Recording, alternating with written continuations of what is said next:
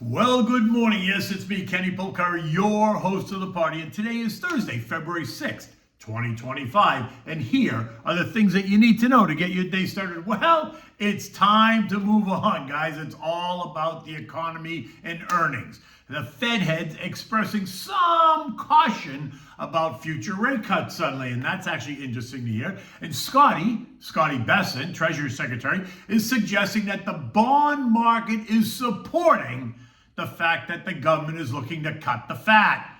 Is the Mag 7 now the Lag 7? And what do we have for dinner? We're having the garlic shrimp scampi. So we'll get to that in just a moment. So look, DeepSeek, AI spend, trade wars, inflation, Gaza-Lago, who cares? Investors, traders, and algos didn't focus on any of that yesterday, right? They did, though, return to what is important for investors, and that is earnings, revenues, guidance, margins, and overall economic data. 4 Fed head officials spoke yesterday, and all of them focused on the unknown impacts of the Trump tariffs and whether or not the expected higher inflation is going to be ignited by the tariffs or by a stronger overheating economy.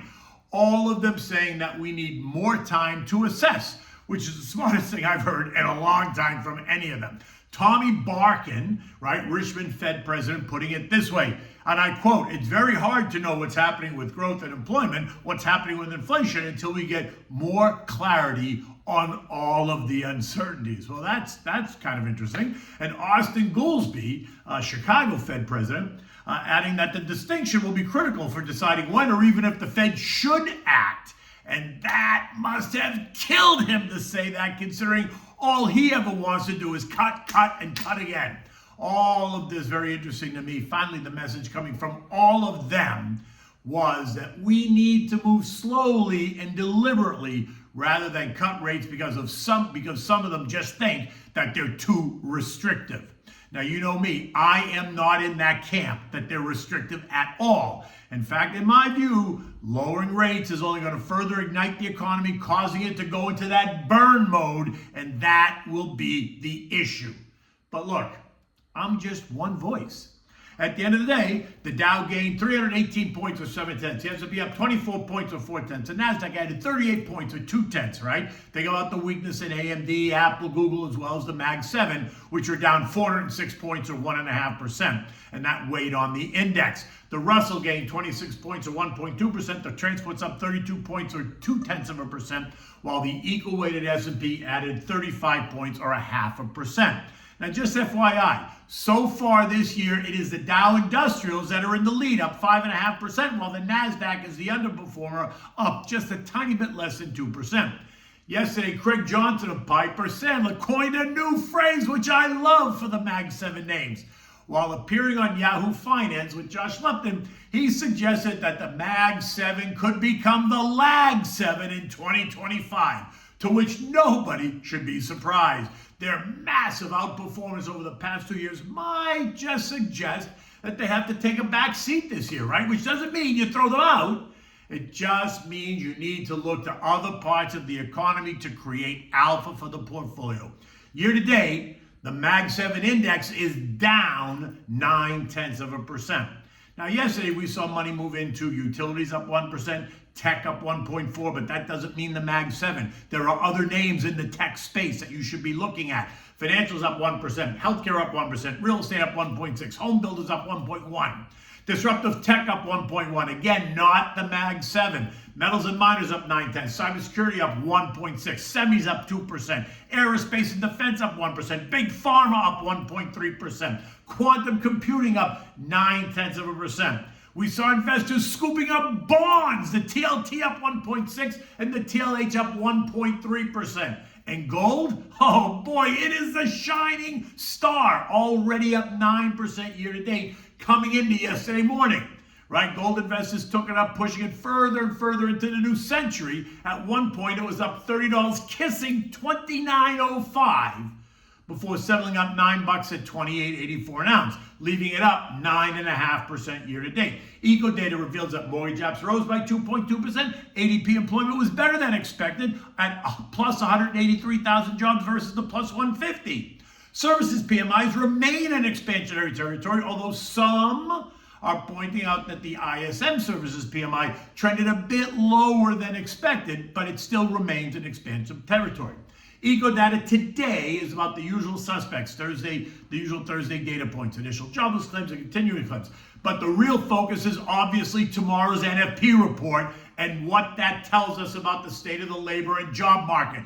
The expectation is for the report to be better than expected at plus 170,000 jobs. So strap it in because the clock is ticking.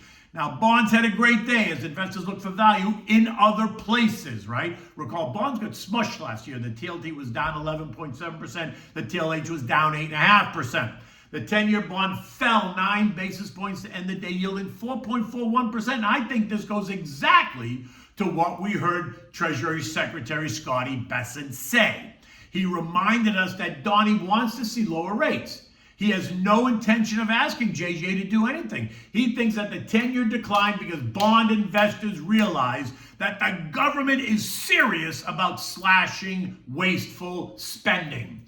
Speaking of that, 40,000 federal employees have opted in for the recent retirement plan offered by the White House, with more expected. And that alone is expected to save tens of billions of dollars in spending. And then we had the whole USAID thing, right? If they shut it down completely, that you're talking about 40 billion in savings. But let's be honest, that is not happening. But what is happening is the wasteful spending at USAID, and that represents millions and millions of dollars. And we haven't even heard yet about the many different agencies that no one can really identify what they do or what they cost. In the end, we're going to find out. Americans voted for change, and they voted for the end of wasteful spending of taxpayer dollars. It's just that simple. There's nothing else to it. Now, in any event, the sense is that the bond market is paying attention to what's going on there, right? And if we're able to slash wasteful spending, pass new policy mandates, deregulate and cut red tape, and ramp up energy production, bringing more supply to the markets, then that's going to bring inflation down by driving down the prices of everything that relies on the cost of energy, and that is almost everything. Right.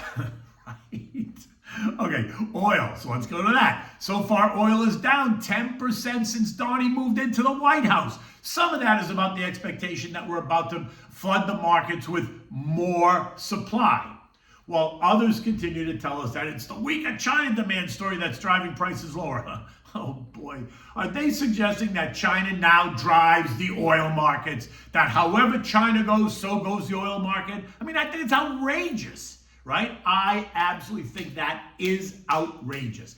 I am not in that camp at all. And I don't think that energy demand is going lower either. I mean, just think about this. Think about, has anyone been paying attention to the AI demands and the data center demands on top of all the other demands for energy? I mean, just think about that one little thing. Then think about all the new housing that we're building and the demand for energy that that's going to create. Think about the global demands for reconstruction in war-torn countries and all the energy that's going to demand. Think about energy demands for emerging markets. India comes right to the top of mind as one of the biggest, places that demands energy, right? Does anyone really think that wind and solar is going to supply all that energy? Doubtful.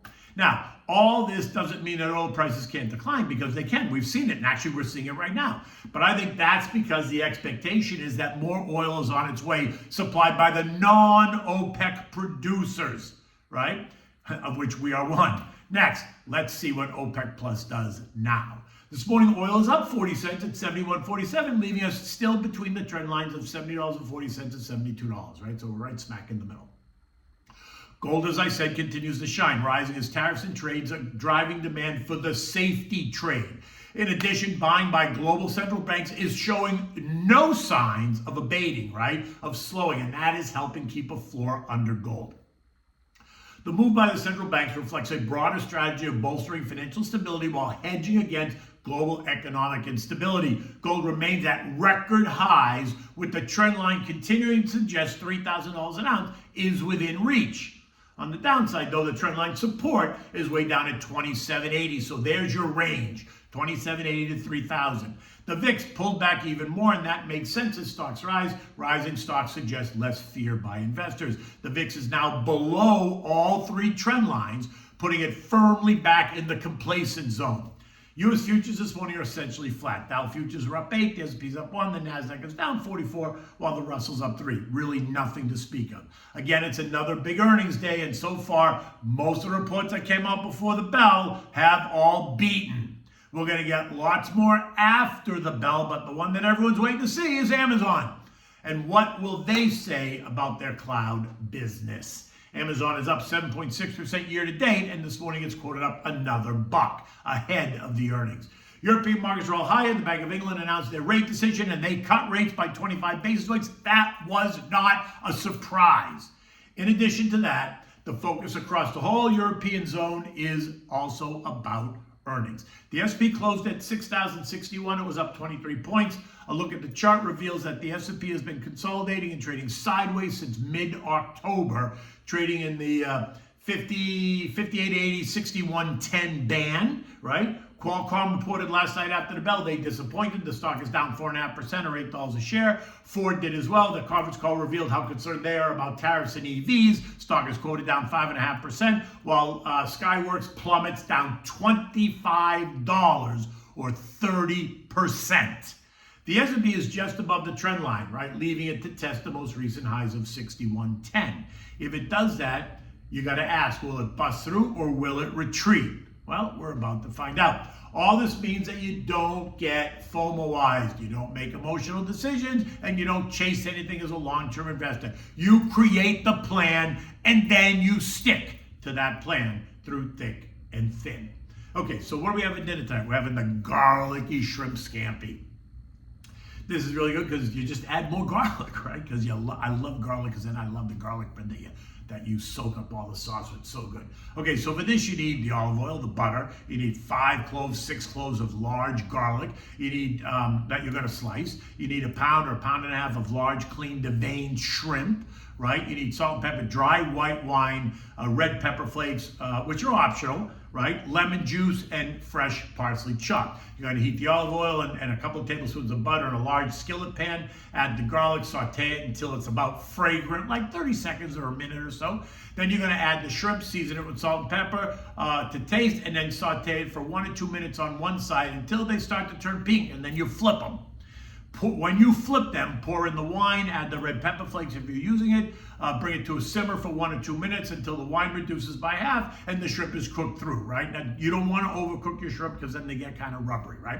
Stir in another tablespoon of butter or so, the fresh lemon juice and the parsley, mix it all up, take it off the heat immediately, and serve this over a spaghetti. Always having a hot toasted garlic bread on the side just to have it. In any event, it is a gorgeous day outside. You can see it. Today I'm in the conference room because they're cutting trees down on my side of the office and it was too noisy for me to make this video over there. But until tomorrow, I am Kenny Polcari. Take good care.